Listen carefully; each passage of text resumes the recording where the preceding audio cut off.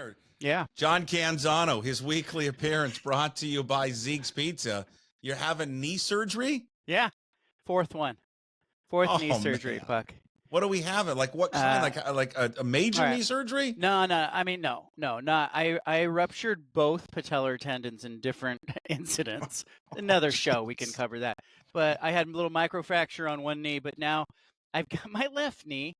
Like in the morning, I feel good. I feel pretty good. I can get around. I can get up and down the stairs. Kids want to go on a walk. Sure, I'll go on a walk. Sure. But by about midday, I'm hobbling like I'm 90. I like there's a pebble in my shoe, like that kind of hobble. But I've got a torn meniscus. It's minor. A little arthroscopic surgery. Surgeon says I got a defect on my bone, and they want to shave a little piece of it off. So we'll see how that goes. Sounds off. Doesn't sound good. We're gonna shave some of your knee off. Well, he says, okay, are you gonna get new knees? No. You think at some point? I thought I would, and then I asked him. I said, am I a candidate for a replacement? Because I always felt that I've had knee problems. I mean, you have multiple surgeries, but he says no. He, he showed me the MRI. I nodded like I knew what he was talking about as he was looking at different parts of the MRI. But the truth is, I'm just dealing with overuse, probably overuse as a kid, and it really makes me think about your kids, my kids. Like I tell my kids, like, Huck, I was jumping off my parents' roof. I was jumping out of trees. I played 7 sports in middle school. I played the school offered 7 sports. I played them all. What were all the sports? Like not all at once. No. I ran cross country. I did track. Okay. We had baseball, football, basketball, wrestling. I'm leaving out one. Jeez. It's going to come to me. I wasn't swimming or anything like that, but volleyball? No, there's something else I'm missing. I got cross country, track, baseball, soccer. I played soccer. Okay. Well, can your kid injure his knee when he's playing Fortnite? Well, he might be able to. That's a thumb thing. It could be a thumb thing. Well, here, by the way, if you are a company that's watching or listening to this right now and you do offer knee replacement surgeries, let me tell you right now, I'm in my 40s and I could use a knee replacement and I could be the prime candidate. Dad, healthy, active. I like to play with my kids. I'm having a little problem playing with my kids on days. Yeah. I'm a prime candidate for knee replacement surgery. Or maybe some physical therapy. Physical therapy. Well, yeah. I blew my knee out like twice in high school playing basketball. And then what do I do today? I still play in a men's basketball league. I call it my Fat Man League. I play it every Monday night. And it's hilarious. I like to run up and down that court. I don't even run. It's a jog from 3-point line to 3-point line. But if you can do that, and I don't go below it.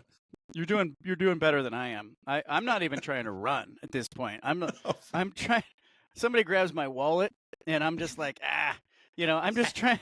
I like to walk without pain. I like to be in the Barnes and Noble. And when my 9-year-old yesterday, she was like, I want to go to this section. I was like, be sure we're not coming back to this section. Like we can only move in one direction at a time. But get better. So if they were at the combine and they were, scoping you all out, you'd fail your physical. I would fail. But the surgeon is telling me I can get back to normal. I asked him, in college I had a dorm mate, J.D. Williams, who was a first-round draft pick for the Buffalo Bills. He had an arthroscopic surgery on like a Monday. He played in a football game on Saturday. And then I told my surgeon about that, and he says, did he sue his surgeon afterwards? But it's a different time, and I think I'm eager to be out of pain, so I'm ready for whatever. I'm excited about this. All right. Yeah. Are you excited? Do you get excited for the NFL draft? Yeah, I do. I'm looking at this draft a little different. I mean, everyone's talking about how NIL is affecting the late rounds of the draft, but I'm into I want to see where all these Pac-12 kids go. Right. I want to see Penix and Nix.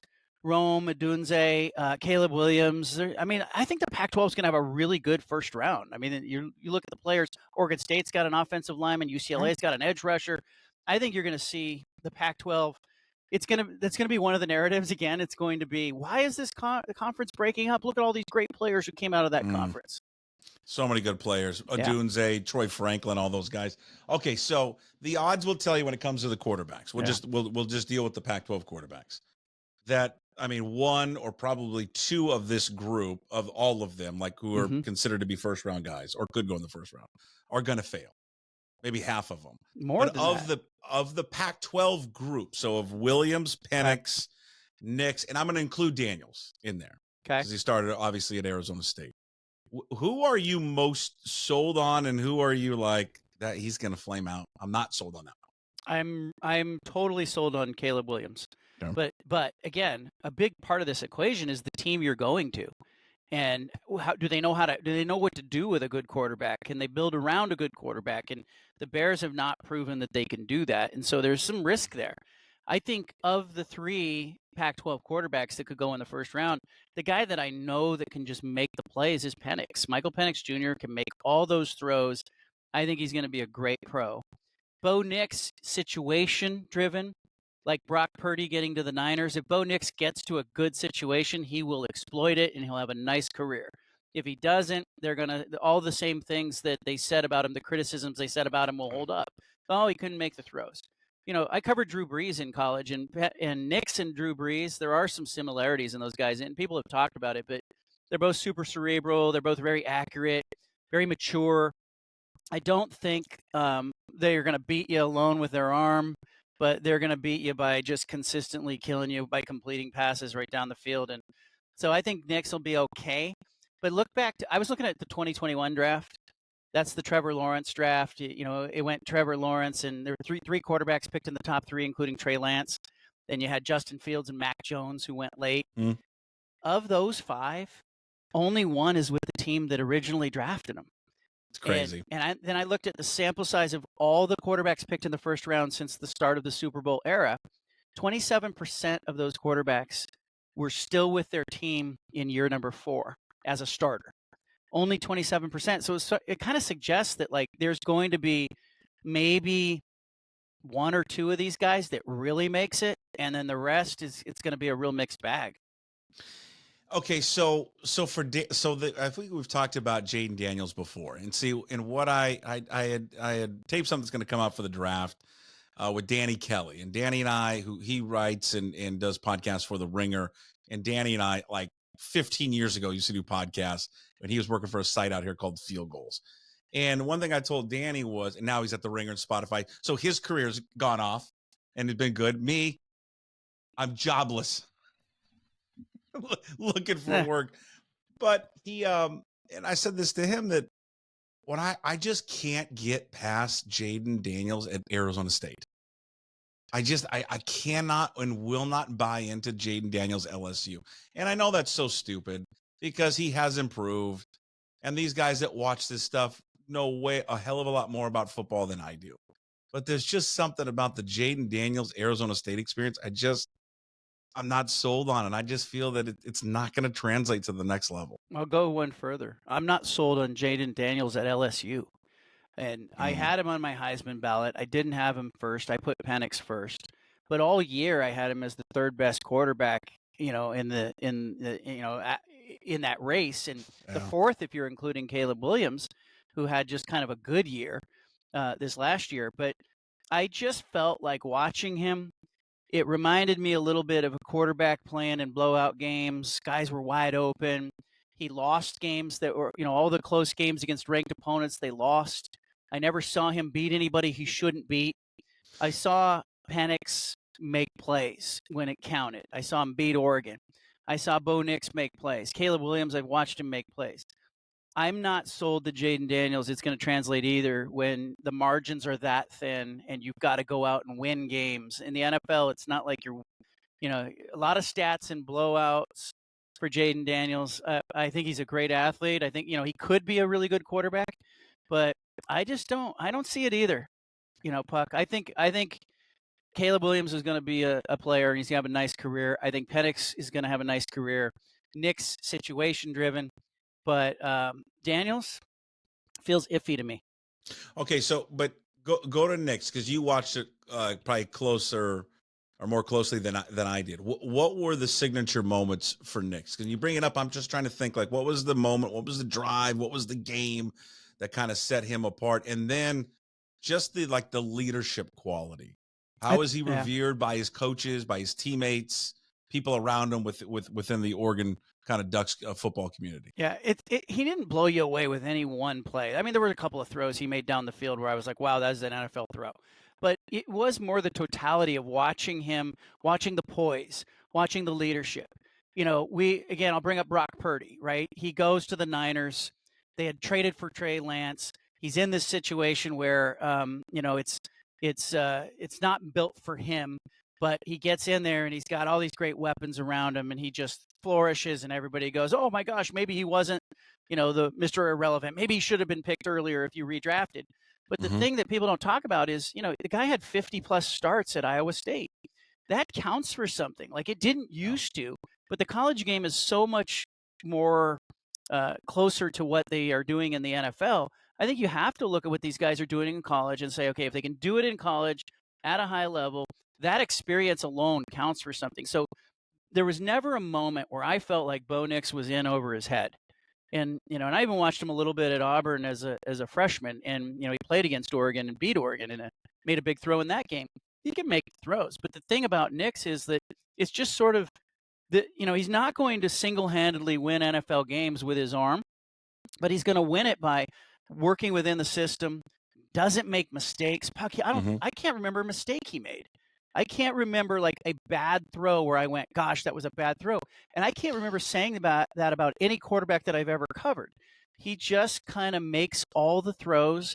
And I think if they get him into a system that is a smart system where it's not all on him, I think he's going to flourish. Okay, so besides Williams, I thought the most impressive quarterback in college football last year was Penix. What are we missing? Are we just too close to it to not see whatever the warts are that organizations have against him? I mean, I get the health thing, but I get the health thing to a degree. He answered it for the last 2 years. He's healthy. Nothing's wrong with him in the 2 years. So are we still holding that against him? They shouldn't. But it's the NFL, and what we're in right now is this part. There's an exhaustion of the conversation that is happening right now. I don't know if you've noticed, where they've just gone in circles. The pundits have gone in circles evaluating these players, and they'll be drafted on Thursday. But I won't be surprised if Penix is picked much higher than people expect him to go. He can make the throws. I remember thinking as I watched him at Washington, I thought, gosh, is this what Dan Marino looked like when he was early in his career? The deep balls that he threw, the touch he had, the fearlessness in which he played was scary for opposing teams. And I know Oregon didn't want to give him the ball back in that first game at Husky Stadium. Oregon got in its head a little bit and decided, hey, we're not giving Michael Penix the ball back. We have to go for it here. They couldn't punt it. They were so afraid of Michael Penix going down the field. And guess what? He did it in like 2 plays. So, I think his game translates immediately. I think he'll win. I think he'll throw for a mess of yards. And I won't be surprised. I think some of what you're hearing right now is some GMs out there and some scouts who are going, we love this kid, but we can't talk about it. So I will not be surprised if he goes higher than people anticipate. And I don't get the J.J. McCarthy thing. That's the one that I don't get. I don't think he plays at Washington or Oregon if he's on those teams. And then the argument with it, and I mean, I guess a little bit is, he played in, I keep hearing that, he played in an NFL system. You find me an NFL team that played that way where they handed it off 35 straight times. There's not one NFL team that plays like that. Not one. Yeah. I mean, and I don't know. They said, well, if he would be just like, why am I blanking? Joe Burrow, had they allowed him to play in that system. No. I mean, I don't know if he was that good. Why would they have just been so conservative like that offensively? It's not like Jim Harbaugh, right, John, is going to take that style of play. And there's the thumbs up emoji if you're watching on YouTube. I don't know why it happens. But why? They're not going to play that way. It doesn't work for you. When you do it, it doesn't work. No. But they're not going to play that way with the Chargers. That's not his system. No. I mean, I think they did it because it fit him. Yeah, and I don't remember anything that McCarthy did that, blew me away either. If we're talking about the Knicks thing, and I just don't think. I think he'll be okay. I think he'll be somewhere in the league, but I would not spend a first-round draft pick on J.J. McCarthy. I don't see that from him. Yeah, I I see the agree. upside. I see the ceiling with Jaden Daniels. Like, there's some room there for him to grow. Yeah. I see what Penix can be if he stays healthy, right? Penix will be great, and he has stayed healthy. Caleb Williams, I don't want to put, this Patrick Mahomes thing on him that everybody's putting on him, but Caleb Williams has proof of performance, like, no doubt. Like, that guy, if you were drafting Pac-12 quarterbacks in the last 2 seasons, he's got the best 2 seasons.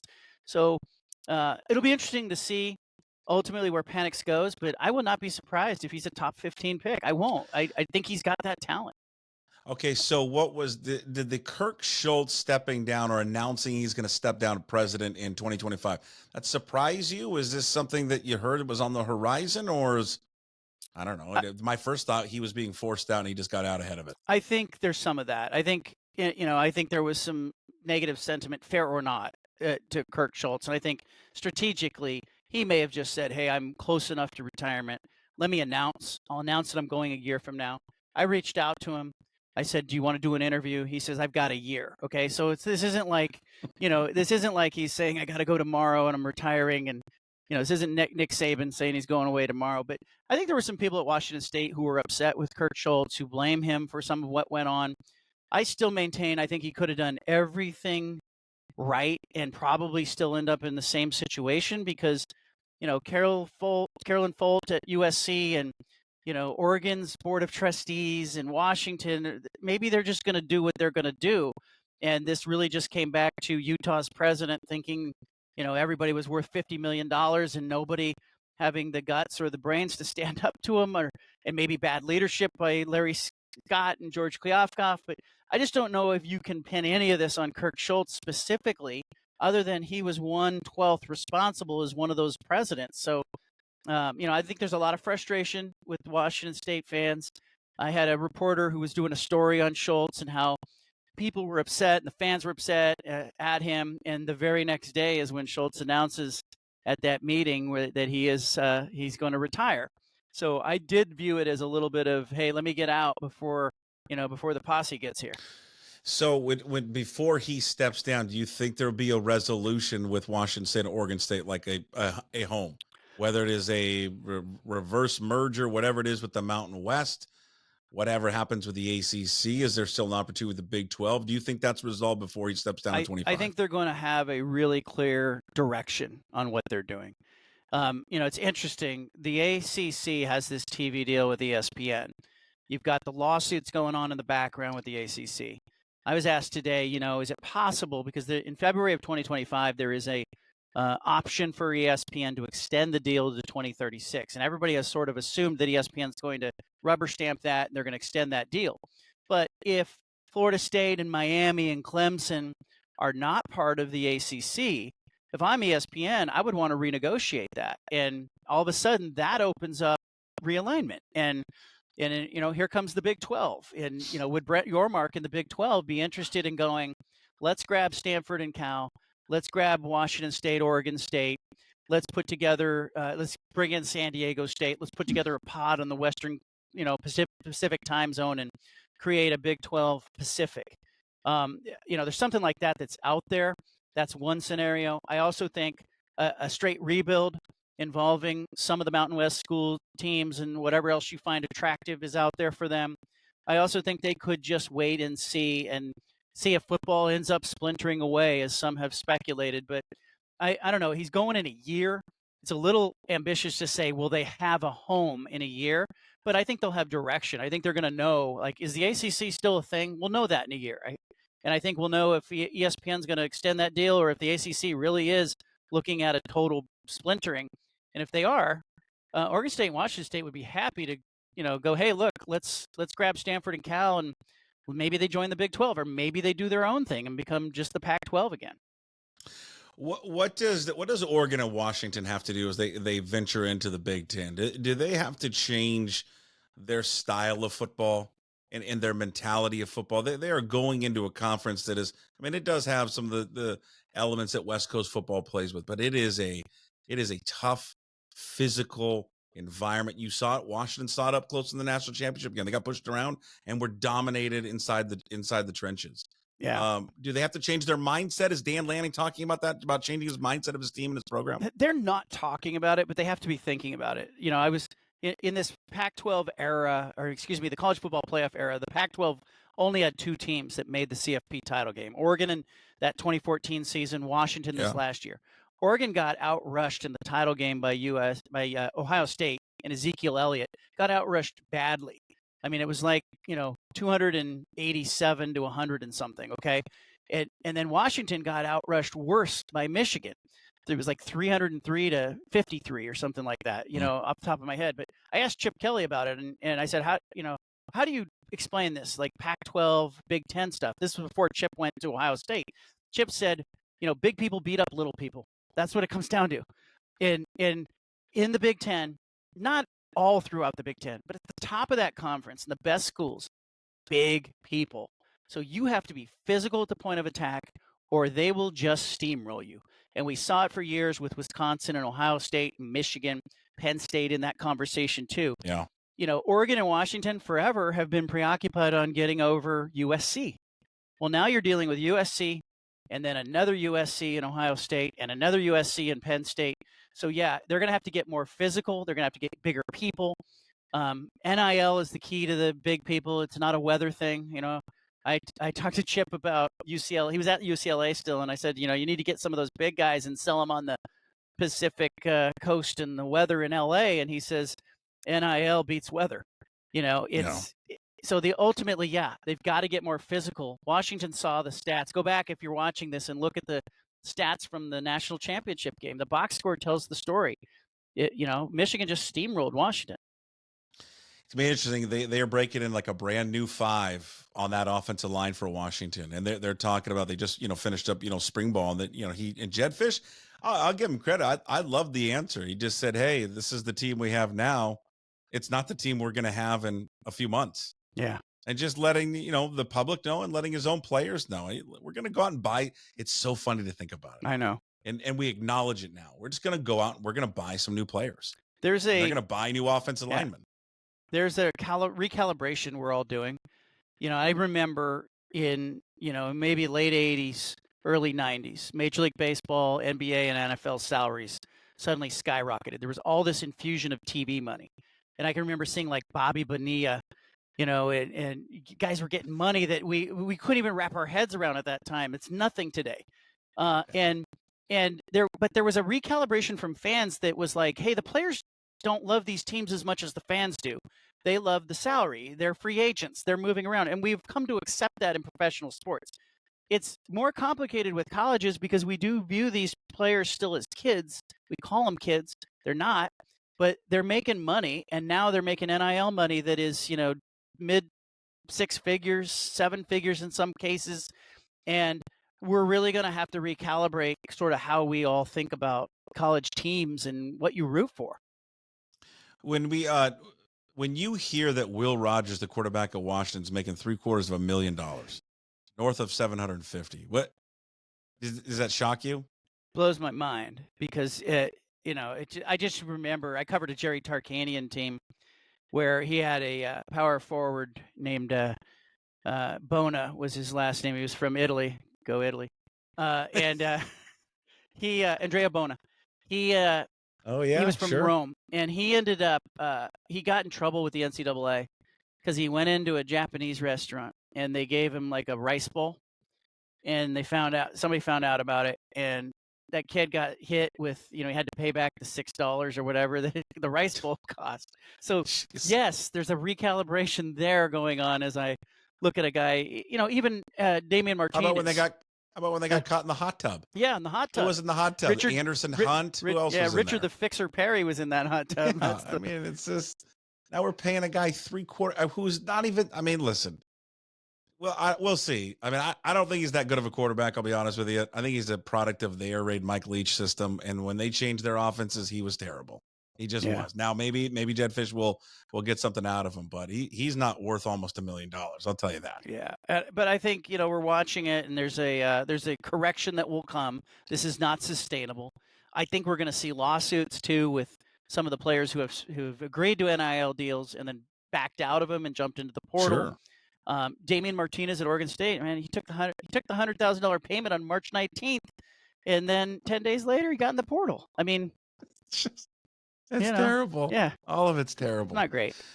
All right, John Canzano. It's all brought to you by Zeke's Pizza, johncanzano.com. Read all of his work there. Follow him on X at John Canzano BFT. Listen to him, 750 The Game down in Portland, Oregon. What do you got cooking at johncanzano.com right now? Well, the Monday mailbag is always, I love it because it makes me think about things that I never would think to make phone calls on. So I end up, somebody asked me today, why don't college players use knee pads anymore? So I called a Pac-12 official and said, well, why don't you enforce that? It's in the rules.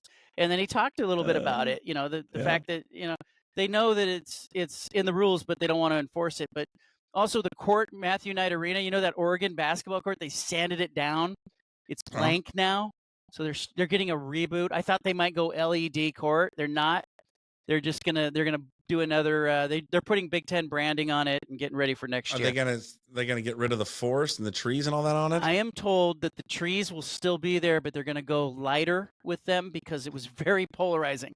It was just. It was too much. It looked like somebody threw up in Technicolor all over the court. Yeah. It was just not a great look, but they're putting Big Ten branding on it, and they're going to roll it back out. I was told to expect a lot of green. Okay. All right. All brought, John Canzano, all brought to you by Zeke's Pizza, Zeke'sPizza.com. And again, you can watch it as you are right now at YouTube, pucksports.com. Also, please rate, like, subscribe, leave a comment, Apple Podcast and Spotify Podcast, Amazon Music as well, wherever you find your podcast. All right, John, we'll talk to you next week. Thanks, Puck. Good luck with the knee surgery. All right. Thanks, man.